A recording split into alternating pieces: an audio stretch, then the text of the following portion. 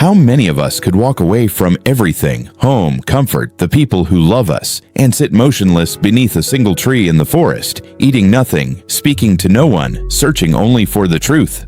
Almost none of us. Almost no one. The Buddha knew this, not as a theory, but as a scar written into his own body. 6 years of starvation had taught him that extremes lead nowhere, that punishing the flesh does not free the mind. After the night of his awakening beneath the Bodhi tree, after he had spoken the 4 noble truths to the 5 ascetics in the deer park at Sarnath, he did not stop there, and he did not send his listeners back into the world with nothing but a diagnosis. Because naming the cause of suffering is not enough. A person who is drowning does not need to be told why the water is deep. They need something to hold on to, something they can actually reach for with their own 2 hands.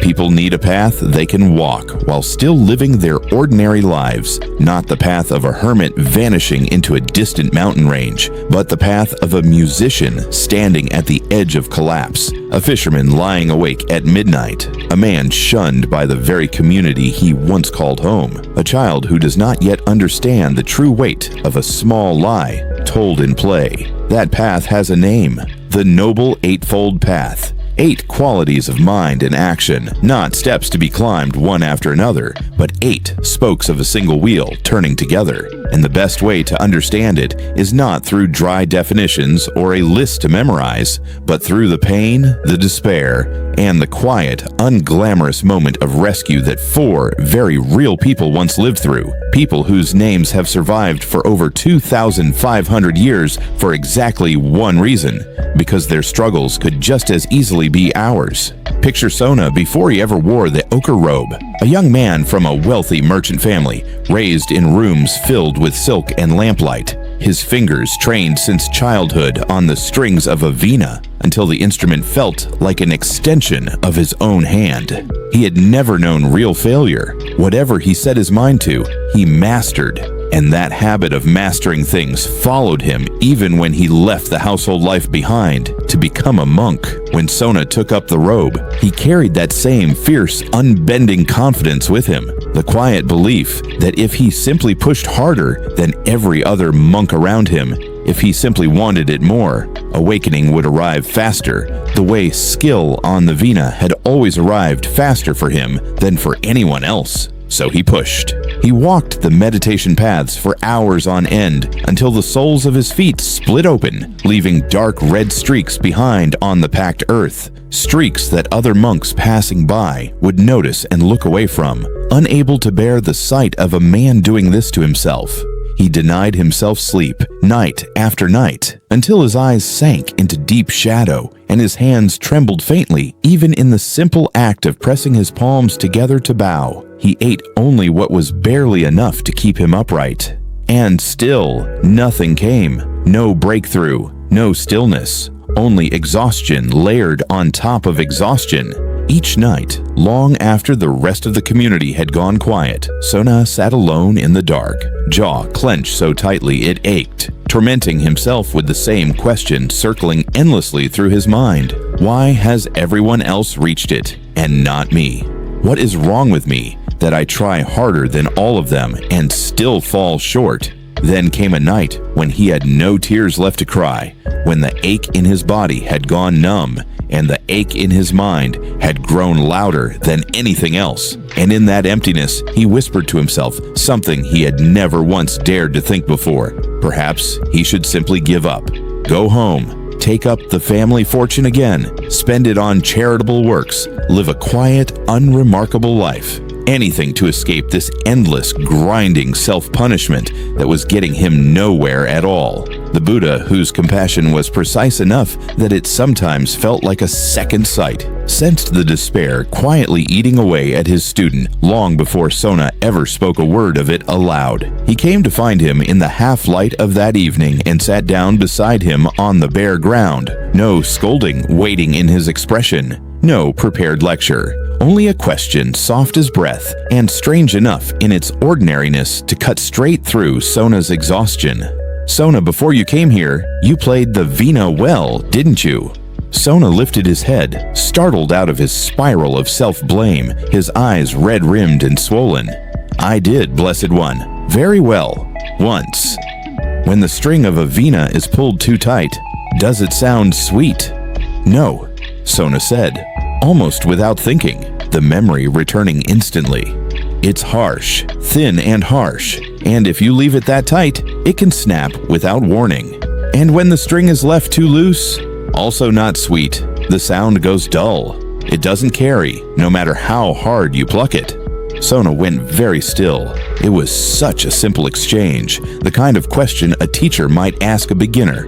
And yet something in him understood, all at once, with the force of a single beam of light falling into the darkest corner of a room that had been sealed shut for months. The Buddha nodded slowly, his voice gentle, but landing with the weight of something entirely true. The path is exactly the same, Sona. For months now, you have been tightening your own string far past what it was ever meant to hold. Straining harder, punishing yourself more, does not bring you one step closer to the truth. It only brings you closer to the moment the string finally snaps. Sona wept, not the tears of shame he had grown used to, but tears of pure relief, as though a weight he had carried silently for months had finally, gently, been set down on the ground beside him. From that evening on, he changed the rhythm of his practice. He no longer forced himself past the point of exhaustion, and he no longer let himself grow slack or careless either. He found instead the narrow, quiet middle ground between the two.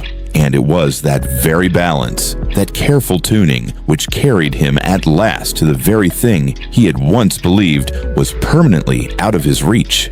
He lived with his wife and 3 young children in a small thatched hut on the bank of a slow brown river, a home passed down through generations of a family that had always survived the same way, trapping and net fishing. It was his father's trade, and his father's father's before that. There was no other trade he had ever been taught, no other skill he had ever been given the chance to learn. Each morning he waded into the current with calloused hands and a coil of woven rope over his shoulder. Each evening he came home with a few fish, sometimes a small animal caught in one of his snares. Never much, but always just enough to keep the cooking pot from staying empty through the night. For years, this had felt like simple necessity, nothing more, nothing to think twice about. But lately, something in him had quietly begun to shift, without his ever choosing it. Some nights he woke suddenly, heart pounding hard against his ribs, because in his dream he had seen again the eyes of the last deer he had caught in a trap, dark, wide, wild with terror, staring straight at him in that final moment, as though pleading for something he had no power, or perhaps no will to give. He told no one about these dreams, not his wife, not his closest friend. He was afraid that if he spoke it aloud, people would call him weak, unfit to be the one holding his family together through hard seasons. Then one evening, walking home along an unfamiliar path, he passed beneath a great spreading tree and overheard the deep, unhurried voice of a wandering monk speaking to a small gathered crowd, speaking of compassion, of the truth that every living creature, however small, however easy to overlook, fears death exactly as a person fears death, and longs to go on living exactly as a person longs to go on living. He stood hidden behind the wide trunk of the tree, not daring to step any closer, but every word landed like a needle finding the rawest, most tender part of him. That night, for the first time in his adult life, he sat alone by the riverbank and wept, not fully understanding, at first, why the tears would not stop coming. The next morning, still trembling, he made his way to where the Buddha was staying, not to ask for ordination, not to become a monk,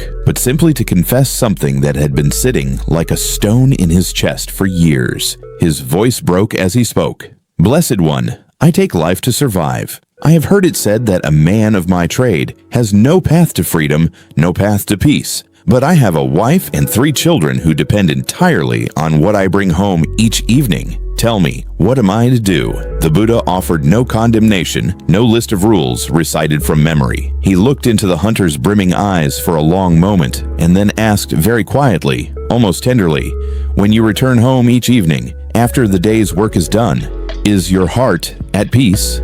The hunter lowered his head, his shoulders beginning to shake. "No, Blessed One. Some nights I do not sleep at all." then your own heart has already given you the answer before I ever needed to speak a word," the Buddha said, his tone carrying compassion rather than judgment, understanding rather than blame. Right livelihood is not a decree handed down from above, demanding to be obeyed all at once in a single impossible day. It is a question you learn to ask yourself quietly each evening for the rest of your life. Does what I did today leave my heart heavier or lighter? If it leaves you heavier, let that heaviness become your compass. Let it point you one small step at a time toward another way of living, with no need for haste and no need to arrive there perfectly or all at once. The hunter did not abandon his trade that day, nor the next, nor the one after that. But for the first time in longer than he could remember, he felt something stirring in his chest that he had almost forgotten how to recognize. Hope, the plain, quiet sense that another road might genuinely exist for him, and that whatever the distance to it, he did not have to walk toward it entirely alone. The young monk was gentle by nature, soft-spoken, careful with others, the kind of man who had never once in all his years in the community given anyone real cause for offense. And yet a vicious rumor began to spread, planted by another monk consumed with envy over something as small and forgettable as praise given at the wrong moment, that the young monk had broken a grave precept, that he was not who everyone believed him to be. No one came to ask him a single honest question about it. Instead, there were only sidelong glances in the dining hall, whispered conversations that fell suddenly silent whenever he walked past, a growing distance in the eyes of people who had greeted him warmly only weeks before. It felt to him as though the entire community had already reached a verdict without ever once giving him the chance to speak in his own defense. He stopped eating properly. At night, he lay rigid and awake for hours, silent tears soaking into the rough cloth of his pillow, asking himself over and over what he could possibly have done to deserve a punishment this total, this complete. In his most desperate hours, half delirious with exhaustion, he thought seriously about tearing off his robes before dawn and simply disappearing into the countryside, vanishing from those judging eyes forever, from the community he had once loved and had believed, in turn, loved him. When word of what was happening finally reached the Buddha, he sent for the young monk immediately, and for the first time in many days, someone actually listened. Let him speak without interruption. Let him weep without shame. Let him set down piece by piece the injustice that had been crushing the breath out of his chest. Only afterward did the Buddha stand before the assembled community, and his voice, when it came, was not raised in anger, but it was unmistakably firm, each word placed with deliberate care. A single word once spoken can become a blade in someone's chest, or it can become medicine for a wound they didn't know they were carrying. Before you speak of another person, ask yourself honestly, is what I am about to say true? Is it necessary? Is this the right moment? And am I the right person to say it? And beneath all of that, does it rise from compassion, or does it rise from the envy quietly hiding in the corner of my own heart, dressed up as concern? Then he turned toward the young monk, and his gaze softened into something almost paternal, something entirely without judgment.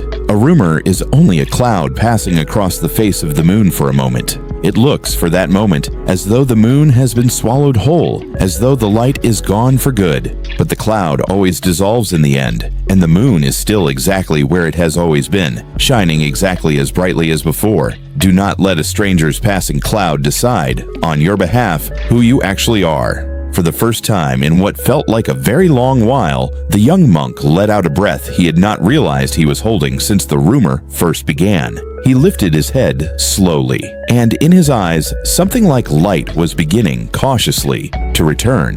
Rahula, the Buddha's only son, was still a young novice, still carrying all the innocence, the restlessness, and the small everyday mischief of any child his age, including a habit, harmless in his own young mind, of telling little lies.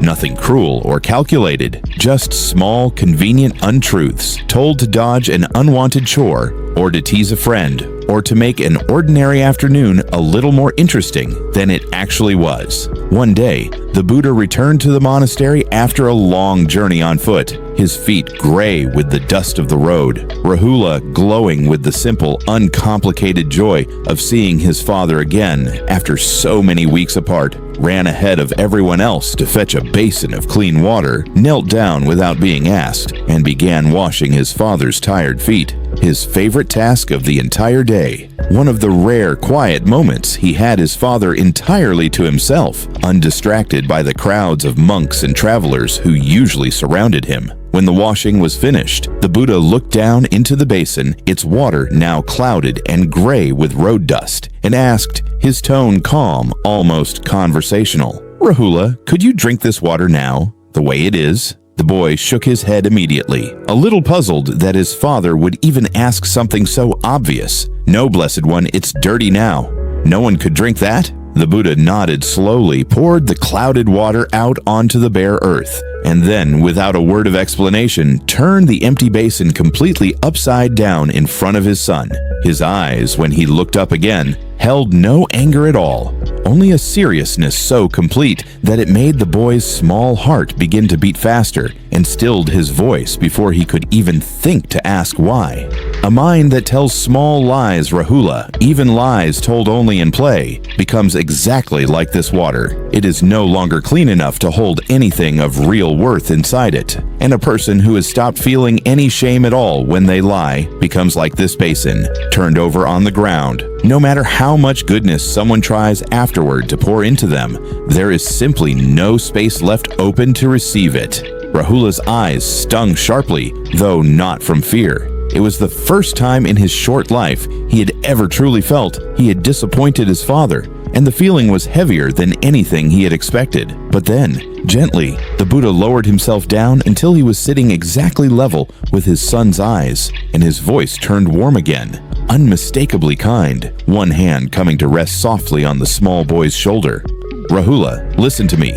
Before you act, in body, in speech, or even only in a private thought no one else will ever hear, pause for the length of a single breath and ask yourself honestly, will this cause harm to myself, to someone else, or to both of us? If the answer is yes, then simply do not do it. That is all this is. That is how you learn to look into your own heart, the same way you would look at your own face reflected clearly in still water." The boy looked up and saw in his father's eyes not disappointment lingering there at all, but something closer to boundless, patient love. He nodded, gripping the loose sleeve of his father's robe in one small fist, and from that afternoon onward, the simple habit his father had given him, pause, look inward, ask the honest question, stayed with him for the rest of his long life on the path. Sona teaches us that failure is not always a matter of trying too little. Sometimes it is a matter of pulling one single string far too tight for far too long. And that very hunger to be better than everyone around us, to prove ourselves beyond any doubt, is itself a quiet, almost invisible form of craving, hiding comfortably inside what looks from the outside like nothing more than devoted practice. The hunter teaches us that real change does not need to arrive instantly, all at once, in a single dramatic decision. It only needs a heart brave enough to finally listen to what it has been trying to say all along. And he teaches us, too, that delusion is not always a simple absence of knowing. Sometimes it is the quiet refusal to look directly at something we already know deep down, purely because we are afraid of what it might cost us to change. The young monk who was falsely accused, and the one who spread the rumor that nearly broke him, teach us together that anger and envy can wear the disguise of an ordinary story, a rumor that seems on the surface almost harmless, and yet still carries enough hidden fire inside it to burn an innocent heart down to ash if no one intervenes. And Rahula, the small boy staring into his own clouded reflection in a basin of water, teaches us perhaps the simplest lesson of all four. Pause for the length of a single breath before you act, because most of the craving, the aversion, and the quiet self-deception in an entire human life is not born from a handful of great dramatic decisions. It is born from 1,000 small, ordinary moments in which we simply refuse to stop, even briefly, and look. These four people: a gifted musician nearly broken by his own hidden wish to be greater than everyone around him, a father quietly carrying the weight of a trade he could no longer bear in his own heart, a good man cast out by another person's jealousy dressed up as concern, a child still fond of play, who nonetheless learned that one afternoon to look honestly inward. None of them were saints. None of them were perfect or even close to it. And that is precisely why the Noble Eightfold Path, 8 spokes turning together on a single unbroken wheel, has continued to carry ordinary people forward for more than 25 centuries. It offers no miracle capable of erasing craving, aversion, and delusion in a single transformative night. What it offers instead is something far simpler and, in the end, far more durable. The invitation to see, each day, a little more clearly than the day before, to speak a little more honestly, to live a little more kindly toward the people around us and toward ourselves. And slowly, not through force, not through punishment, but through steady, patient awareness, repeated one ordinary day after another, the fire burning inside every human heart begins quietly and almost imperceptibly to lower. This is a path that was never written for saints living somewhere far above the ordinary world. It was written for people exactly as real, as flawed, and as tired as we are. People trying only to live a little better than they did yesterday, one single day at a time. But if everything the Buddha taught circles back again and again to releasing this self so full of craving and aversion and quiet self-deception, then a harder question begins to surface beneath all the others. Does that self even exist at all, in the solid, permanent way we have always assumed it does? Or is it, too, only another illusion patiently waiting its turn to be seen through, the way every illusion eventually is? That is the deepest and the hardest question the Buddha will answer next.